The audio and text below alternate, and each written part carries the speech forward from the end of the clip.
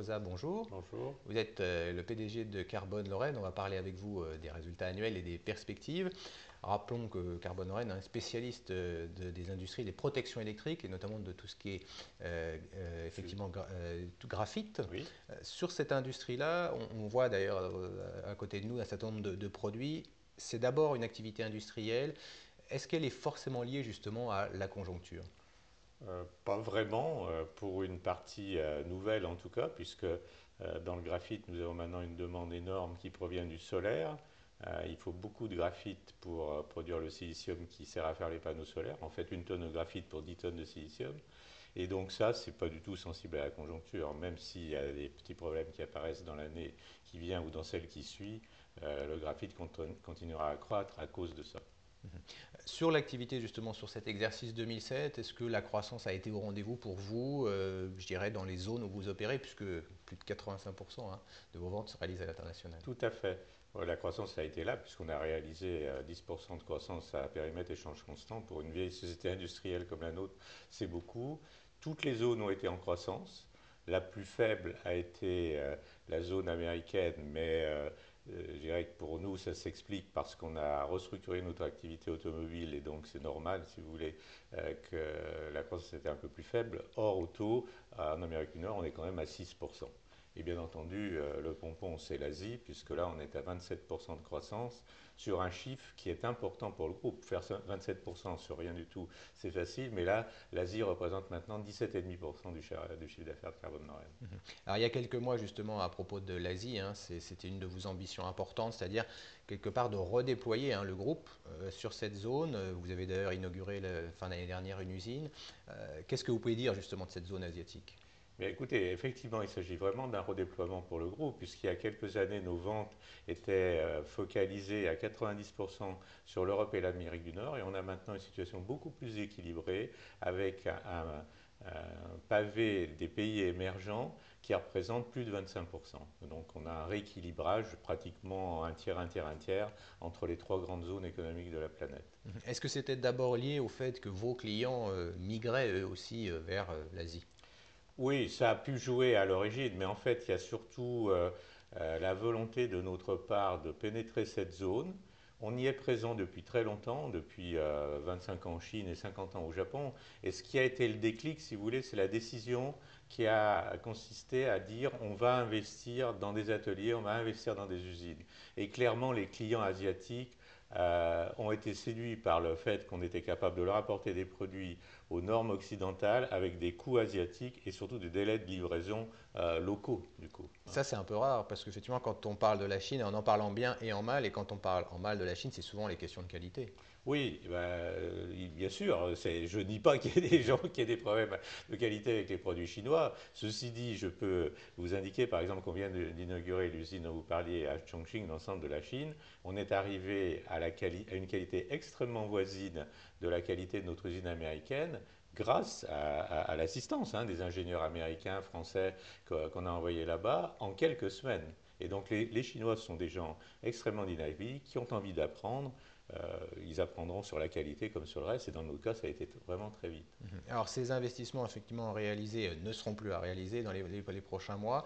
Est-ce que ça veut dire qu'en 2008, vous envisagez effectivement une diminution de ce rythme d'investissement du coup? En fait, la réponse est non. Et ce qui est nouveau, c'est que on avait basé nos prévisions sur le graphite pour le solaire sur une demande une capacité installée dans le solaire de 10 gigawatts à l'horizon 2010-2011. Et en fait, les experts maintenant parlent de 17. Et donc, on est obligé d'anticiper sur cette croissance beaucoup plus forte que prévu. On est aussi intéressé non seulement à vendre des blocs de graphite pour le solaire, mais en fait à vendre des pièces finies, usinées, recouvertes de carbure de silicium. Et donc on a des investissements dans l'aval qui vont également intervenir. On vient d'en décider au Conseil lundi. À vous écouter, l'industrie, votre industrie est en plein boom. On ne le réalise pas toujours. C'est lié à quoi? C'est lié à la technicité des produits, au fait que vous avez des positions incontournables sur ce type de produit? Oui, on a développé des innovations, c'est une des forces de Carbonaren.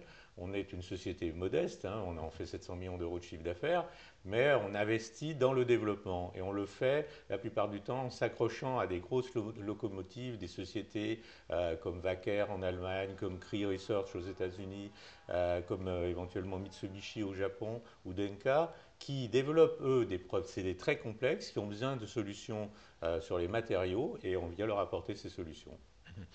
En termes de situation financière, si on y revient un instant, le gearing est autour de 62%. Donc, est-ce que c'est gênant aujourd'hui ou c'est un ratio qui, je dirais, vous permet toujours d'investir comme vous le souhaitez dans les prochains mois? Moi, je le prends plutôt positivement déjà parce que nous sommes passés de 0,5 à 0,62 effectivement de gearing avec d'énormes investissements, hein. Donc on a été capable de financer notre croissance ces dernières années sur nos fonds propres et en endettant relativement peu le groupe. Les 0,62 dont vous parlez nous permettent tout à fait de mener la croissance interne ultérieure que j'évoquais, donc les investissements qui vont avec, mais aussi de faire les quelques acquisitions qu'on a en tête. Et donc, oui, pour, gérer des projets normaux d'acquisition, on a les moyens financiers. S'il y avait de très grosses acquisitions à faire, eh ben, il faudra se montrer imaginatif. Mhm. Alors, dans l'industrie aujourd'hui, on ne manque pas de parler de la baisse ou de la chute du dollar. Est-ce que pour vous, c'est un handicap ou est-ce que, je dirais, vous pouvez faire face justement compte tenu de votre outil industriel aujourd'hui? On a la chance qu'on a construite dans Carbone Lorraine de produire en général dans les zones où on vend. Et donc on a une sorte d'autocouverture physique par je dirais ce réseau industriel. Alors il y a quelques exceptions. En 2007, on a un petit peu souffert du fait que notre production de fusibles pour semi-conducteurs était entièrement concentrée à Lyon. On a, et donc y compris pour les États-Unis ou pour les pays en zone dollar. On a remédié à ça et à partir de cette année, on produit ces fusibles non seulement à Lyon pour l'Europe, mais également en Chine pour l'ensemble de la zone dollar. Je saisis au passage l'occasion pour dire que les fusibles sont aussi une source de croissance importante pour Carbone Lorraine. Mhm. Et avec, vous vendez également ce qu'on avait vous appelez hein, des produits complémentaires de plus en plus à ces fusibles. Oui. Qu'est-ce qu'il y a derrière ça justement? Alors justement, bon, les fusibles, c'est une ligne de produit qui croît gentiment.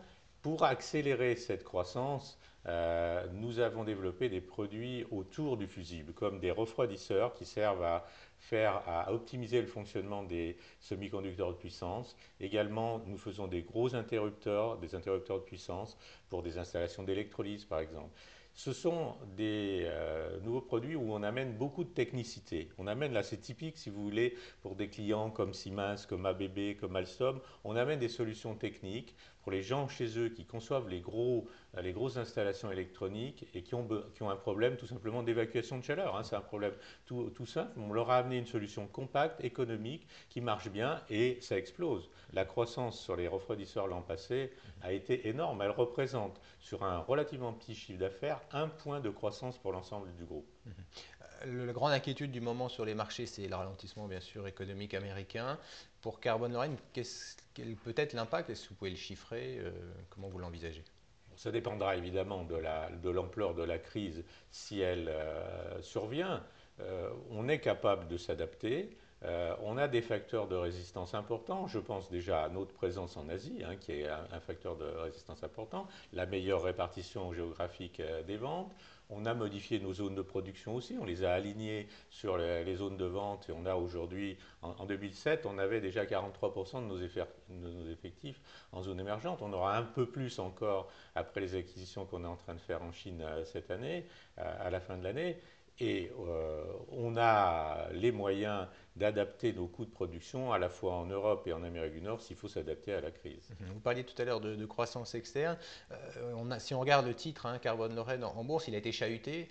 Et certains disent, les commentateurs, comme les valeurs moyennes, finalement comme une valeur moyenne. Ça vous a pesé d'être une moyenne capitalisation? Non, mais c'est une réalité. On est une mid-cap et ça, je ne peux pas le nier. Ce qui me gêne, si vous voulez, c'est que le cours soit aussi chahuté, pour reprendre votre mot. Je trouve que c'est extrêmement excessif. On a on avait un cours qui tournait autour de 60 euros en octobre, qui est beaucoup plus représentatif du potentiel de développement de Carbone Lorraine. Et la seule chose que je peux se dire sur le cours, c'est pas moi qui le fais, c'est les investisseurs. Mais c'est clair qu'au niveau où on est aujourd'hui, aux alentours de 30 euros, c'est un cours d'achat fantastique pour faire une opération fantastique sur le titre. En conclusion, vous avez redonné aux investisseurs ce plan 2011, donc à la fois en termes de croissance de chiffre d'affaires et de résultats. C'est une marque de confiance de votre part? Tout à fait. Mais on est persuadé qu'on va le faire, on va atteindre notre milliard de chiffre d'affaires, on va atteindre le ROCE de 17% qu'on a mentionné. Et vous savez, honnêtement, on en a un petit peu sous le pied quand même, hein. Merci d'avoir été avec nous, Claude Cocosa, PDG de Carbone Lorraine. Merci.